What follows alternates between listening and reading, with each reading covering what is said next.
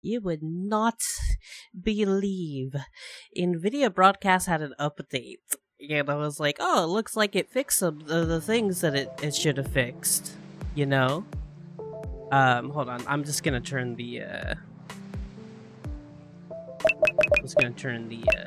shit. Ad off for a second.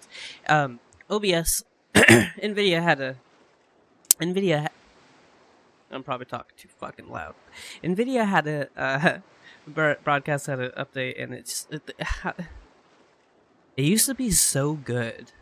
It used to be so good. So, anyways, and then I was messing around. In my mic settings because I clicked a bunch of stuff off, not realizing that you can't Alt Z. And well, shit.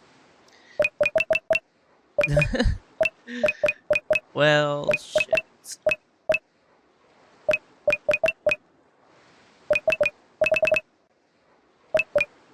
Which one?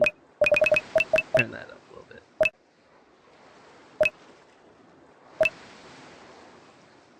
Anyways. So that was a thing. And so if the audio is a little bit screwed up in this video, I'm sorry. I don't know what the fuck's going on. It started going all the way to the left. All the audio was on the left and I had it figured out, and now it's acting like it's not figured out again. I don't know. I did my best, okay? I want to talk about some updates, because it's been a little bit of a minute. I've been playing a lot of Wuchang. I started a second playthrough. I love the game so much. It's probably going to have an influence here, but there are a few updates that I need to, I want to discuss. So, first of all, fine-tuning the art style. Now, as y'all know, I've talked about how there's a difference between like the regular shading, and then like the scribble line shading, which I like a lot. So like for example, like on the rock there, where it's kind of scribbly and stuff, like all that, you know. I like the juxtaposition between seeing that between the two things. It's a thing that's been done a lot in like older cartoons, and like Ren and Stimpy does it a lot. The fucking Toast Man thing, and what's the other one? Like not Robot Chicken. Cow and Chicken used to do that sometimes too, just back in the day, and also in SpongeBob. There's quite a bit of that. So I wanted to play with that. It's a little bit different to the kind of juxtaposition here isn't like photorealistic like those ones do. It's just there's a difference between like the more cartoony and then like the harsher like kind of shading, you know. Second is that originally I had soft shading mixed with hard shading in the world environments, but trying to figure out how to have that all placed in a way that was like not coercive, cohesive, was just a big struggle. God, I gotta clean this map up a little bit. Invisible walls and weird places. So there's that. The other thing, it's like if you look at the world now, if you look at the little world now, it looks better. I feel like, and I don't think I talked in a video, but I did talk in a post at least about like changing the art style around in terms of overall design to be to have more creative liberty. And I think a byproduct of that is that it looks cool. I think that this is a much better way to go about this, because it'll be more fluid, and because like trying to force myself to have an art style that is particularly like dark fantasy, like so, like I guess in this game a comparative thing would be like Fear and Hunger 2. I don't think it works. I think I have to go about things in my style all of the time, which means things being a little bit stranger, like these waters, for example. And that's kind of what I want anyways, which is why you have static maps, so we'll get into that in a second, like static cameras. because it gives that over. We'll talk about that when we talk about that. So as you can see here, I have changed the soft shading for the most part. Like there's some little cleanup I need to do on the rocks, which is my own fault. But actually, I kind of like that being there because it gives like the wetness to it, the moisture. But you can see it just looks better, doesn't it? Well, you'll see it more in the second little world. So we'll just pop into that real fast. I'll just scoot over there for you. Actually, real fast, I did want to mention I started work on the character player's adult design, and I also think in this little world here, I'm thinking about keeping, because the first chapter 0 is, or act 0, whatever, is essentially a tutorial. Kind of teaches you like the ins and outs of things, and you can skip all of it. But I'm good. So maybe I'll make it so you can't necessarily do that. But that is just basically what it is. Now, as it stands, the first fight that you have, the first exploration of combat, is after Mother's death scene, after you go into your adulthood. But even though I think the more complicated parts of the like the yin and yang system, the more complicated parts of the combat just need to be explained there, otherwise it's going to be a little bit weird. But I was thinking about having the basic parts of the combat explored here, like fighting a crab, so I might do that. I think I'm going to draw a little crab, and then you'll have to fight that crab before this seat, before you could change the time of day and head on to your house. So I think that's what I'm gonna do. I'll have a little crab down there and be like, I wonder if there's a crustacean that I could touch or something like funny like that. I like that. I wonder if there's a. I'm glad I said that. I wonder if there's a crustacean that I could touch, and it'll just be this crab. And you fight the crab, and then yeah, I'm gonna do that. That's gonna be my next little step. So I'll introduce the combat, and I'll talk about the parry system. And then the more complicated stuff, like I said, will be there later. But anyways, here is the design. There's a cute little bush there as well. But the cute little bush is just a part of environment assets. I have to draw all that. That takes a lot of time designing everything. But when you have it could be placed later on. You know what I mean? So it does help in the future. But the initial designing of things just takes a while. Anyhow, of course the shading isn't there yet. Obviously, it's gonna have the line shading and everything there, but just that, in particular, I just wanted to show that. I thought a good contrast between like the childhood, more light colors and everything, but while still keeping the theme. Right? It's just instead of white outfit, it's gray, and then there's like. There's more brown, earthy tones. The blue is a darker blue, but still has like that. And then the ribbon is just like a scarf and the buttons and everything, but they're all darker tones. I think that's a good, again, juxtaposition between like the childhood's freeness and then post trauma and everything. Plus, it's just more fitting, and I can always go back to the childhood, to the child character, to recolor and redraw that if I feel like I need to, but I don't feel like I need to right now. Anyways, skipping to the next scene. Alright, now we're here. I guess I gotta turn some lights on before it's really noticeable. But the harder shading here, I might at some point just clean it up just a little bit to have it a little bit more flat.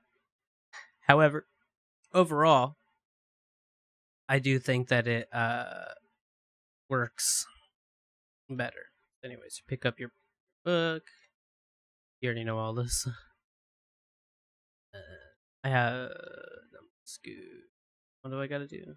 I gotta watch the TV first. God, how loud is that gonna be? Let's turn that down real quick.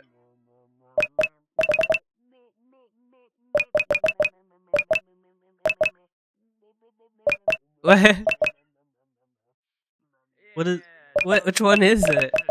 Johnson, I know you're the new guy love to have you here. Are you alright? What is the murmuring? What are you doing? Why are you murmuring? Wait. The sound effect volume thing is busted. What's up with that, dude? Background music works. Well, folks, but the sound effect and background sound. No, background sound work too. But these are busted. Ugh, dude. You know what? I got yelled at. And why is that like that, dude? It's not radio, it's TV. How unfortunate for that to just be completely screwed up. I have to turn down master volume for a second so we don't just listen to that. I got yelled at for like kind of calling out Vigistell as like being overcomplicated and very unhelpful in terms of like explaining like how to do like more simple things or whatever. And I understand, like, yeah, sure, maybe it's rude to do that, and the like person was like, you got to pay for it if you're gonna say anything. It's like, dude, no, it's not. I'm sorry, but it's more their job to explain how to use their stuff than it is my job, whether or not I'm using the free version, one of their free things, or one of their paid things to teach myself how to use their stuff. That's something that I've noticed across the board with a lot of people that like do stuff like this, like coders in general. Never really explain how to use their stuff very well. They never give tutorials or anything. Not really, you know. Like sometimes they kind of do, but it's not. It's never really like super helpful. And Vigistella's stuff is super good. It's very good, but well, except for the fact that for some reason the audio on the thing part of this is like completely broken. I don't know what happened there. I'll have to look into that. Anyways, I have thoughts and I have feelings. So those thoughts and feelings exist. That's it. I think whatever. It's not important. Let's I guess I should grab I'll just grab this one. Turn the lights on. That one doesn't make a huge difference. Like overall, I think that this like design is much nicer. I might have to like come back and make the kitchen tile, the kitchen ground more roundy. But like, and yes, it is like a little strange that like the light is like softer. But you know what? It's okay. That's fine. That could stay that way. Over here, it looks cool.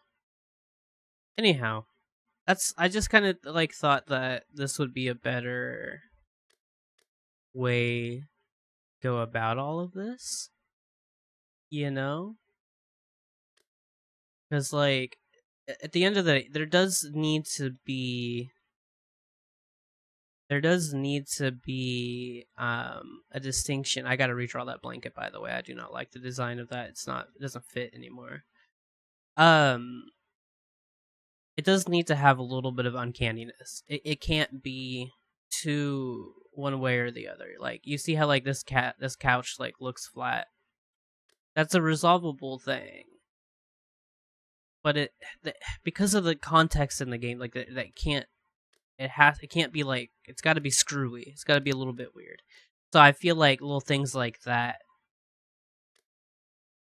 work.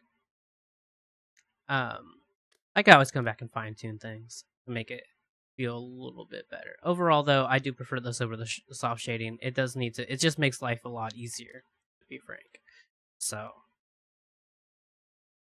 then there's one more thing that I want to talk about in terms of design. We'll get past like this. Just hold on. I just realized it is 12:30 and I'm still drinking coffee. Uh-oh. All right, so I also changed the like little where it says home on the right to also reflect the changes. To also reflect the changes to the world. I really wish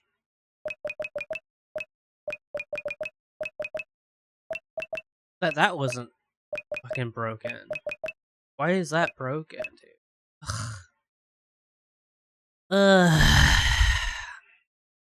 I might have to just like completely drop option core if it's gonna be like that. It's like most of the shit. The only reason that I have it is so that you could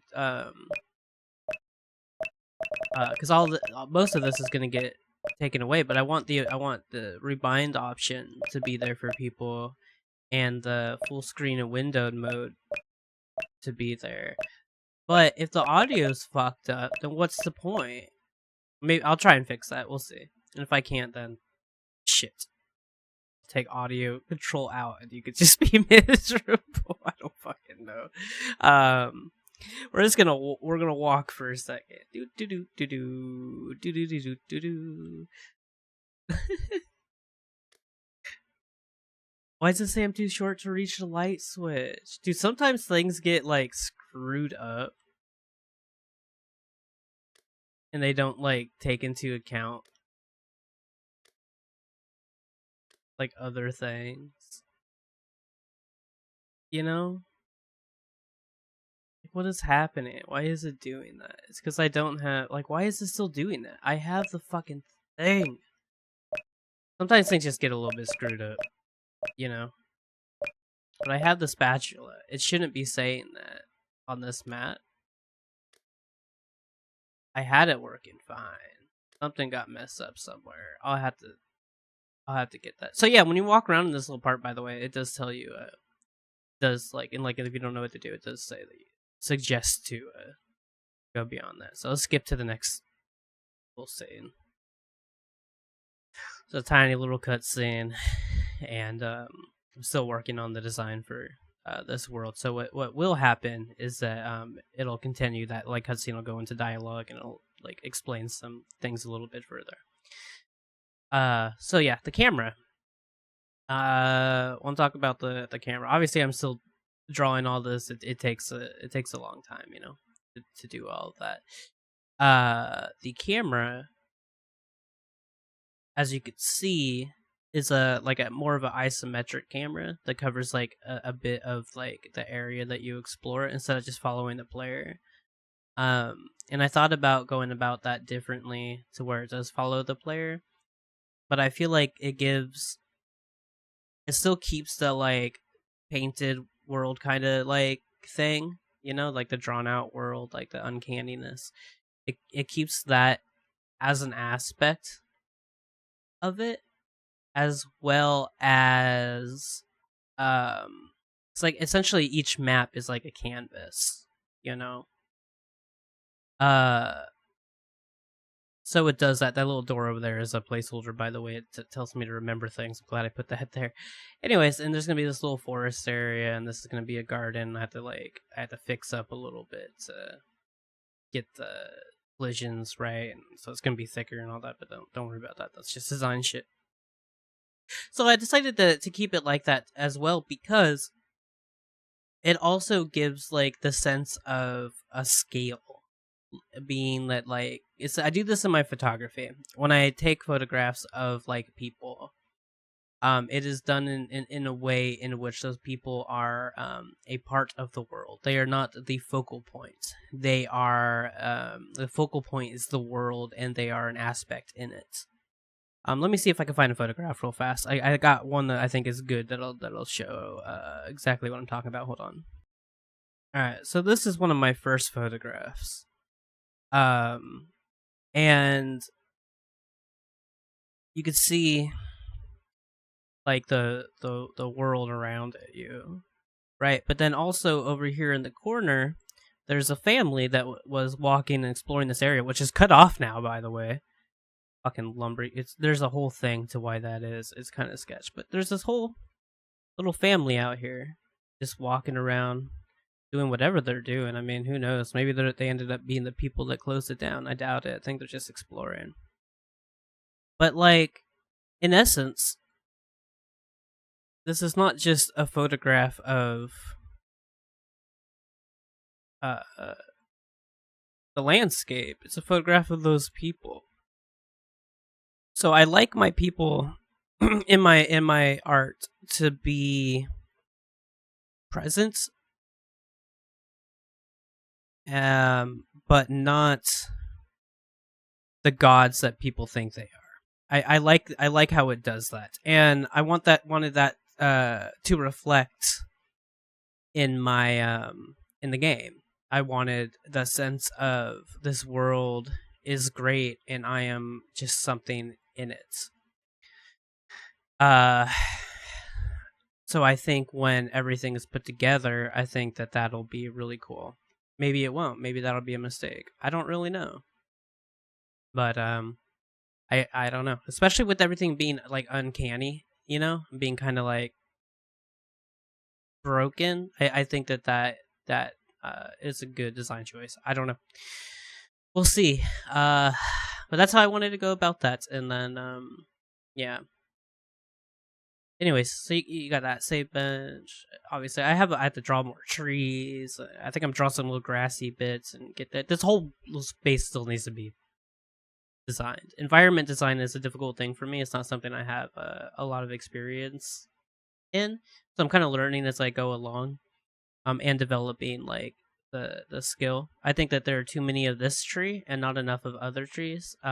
These bushes over here aren't going to stay here. I don't know why I put them there, just to motivate me, I guess, to because this is, like I said, going to be a little garden. You could like find some items there or whatever. And the swine station, which is the police station, is over here, and then you'll go in there, and then it'll have the little world, and then there'll be like the pig, the swine, and then there'll be a little photo, a picture of the swine, because it's gonna be like, it'll be like the chief, and the chief is just like a narcissist, so he's got pictures of himself everywhere, and you can click it, and then that'll show you the drawn out design of him, kind of like how mirrors work in the game for your character. So that'll be like a cool way of like giving depth to the design of characters beyond their sprites, stuff like that. So that I'm excited about. And then you'll pick up like a truffle donut, and that'll be the item that you throw away to activate the save. Right now it's just the rock, which I think I picked up. Yes. So a lot of stuff has been figuring out that I've been doing lately is not necessarily all in the design. There's obviously the design, and like I said, like I think that the hard shading works better. I might need to redo a little bit of the top layer, the layer that is the fog and everything, that thing, because it is scaled to this map. I was having issues with it being like smaller, but then I also like realized that if it's just 1080 by like 1080p, like if it's the screen and is present all of the time, it would I don't think that would be a good way of going about that.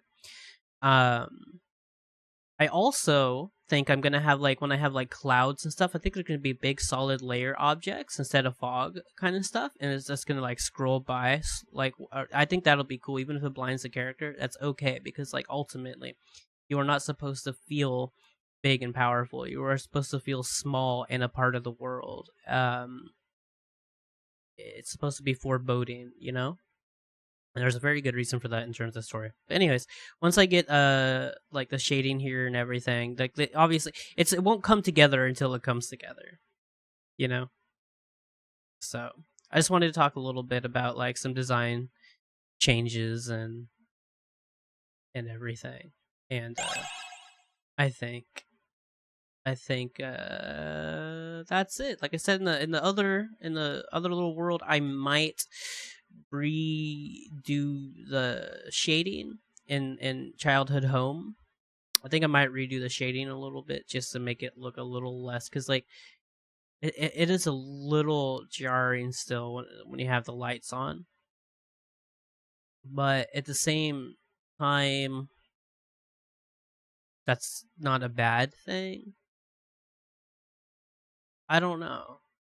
I like it significantly better though than I do in the soft shading, and it makes my life easier too. As far as the character shadow, I could change the character shadow. I don't know what I'm going to do with that. Right now, it's just kind of a placeholder. I might actually just straight up draw out the character shadows. And there's a plugin too that I'm interested in checking out that has dynamic shadows. That could be really cool for the player, where it like just straight up shows a sprite. That could be cool if it's not too overdone. But like, yeah. For now, this is what we got. Maybe that'll change after the fact. I don't fucking know. But I do like it. I put like 2 weeks into figuring out how to go about the combat system too. So design kind of took a little bit of a backdoor until like now. But I want the combat to be not just like another, one of these games. I want it to be unique and interesting.